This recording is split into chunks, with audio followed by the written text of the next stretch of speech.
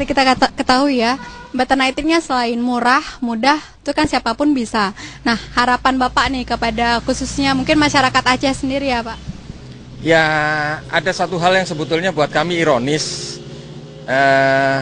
ketersediaan telur itik di Aceh ya, khususnya Banda Aceh itu sebetulnya cukup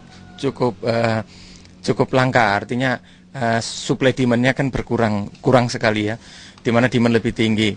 Padahal sebetulnya sumber daya alam kita melimpah, sedangkan itik sendiri itu sebuah ternak unggas yang pemeliharaannya sangat mudah, murah, siapapun bisa. Seperti contoh tadi ibu-ibu usia lanjut pun bisa. Jadi kami berharap sebetulnya tidak perlu ada pasokan dari luar. Sebetulnya kalau ini memang bisa dikembangkan lebih intensif dan lebih bagus lagi, lebih serius lagi. Dan tadi saya juga sudah lihat ya Pak, itu ada peternak itik secara intensif dan secara tradisional.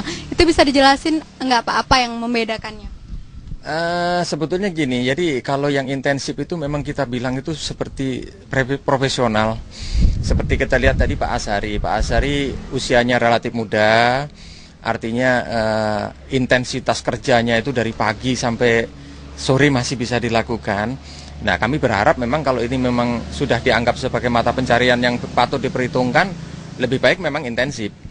Nah, namun intensif sendiri untuk menopang kehidupan, artinya dengan pendapatan yang layak, itu idealnya memang minimal 150 ekor. Kami sarankan seperti itu. Jadi kalau memang terjun secara intensif, ya minimal 150 ekor, supaya artinya signifikan dengan penghasilan. Kasarnya mungkin bisa di atas 2 juta penghasilan bersih begitu. Tapi kalau misalnya untuk ibu-ibu yang usia lanjut itu memang kita kan tidak bisa berharap banyak mereka intensif, karena kesibukan dengan cucu, rumah segala macam, mungkin secara tradisional. Tetapi intinya adalah memberi tambahan pendapatan, mengurangi biaya dapur karena sebagian bisa dikonsumsi sendiri, memperbaiki gizi keluarga. Itu kira-kira.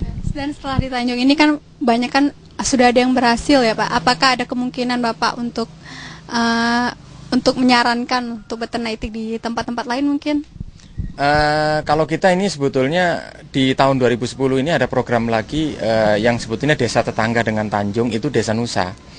Jadi kami berharap sebetulnya antara Nusa dan Tanjung itu menjadi sebuah klaster penghasil telur itik yang cukup besar untuk wilayah Loknga, yang nantinya kita berharap ini bisa diikuti sampai ke wilayah-wilayah lain, khususnya di Kecamatan Loknga atau daerah-daerah lain, yang sebetulnya ada satu potensi yang mungkin sebetulnya sering terlupakan, yaitu tentang protein pakan itik yang sebetulnya bisa didapatkan selain keong emas, itu adalah dari limbah-limbah di perikanan, di tambak ataupun di TBI.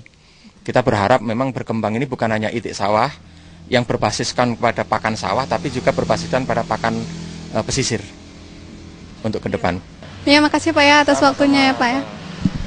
Nah pemirsa, itulah bincang-bincang kita bersama Bapak Samsul. Semoga kita bisa mendapat wawasan lebih lanjut tentang beternak itik. Nah pemirsa, beternak itik tidaklah sulit, di samping tidak mengeluarkan modal yang terlalu besar, dan siapapun bisa melakukannya, termasuk juga Anda.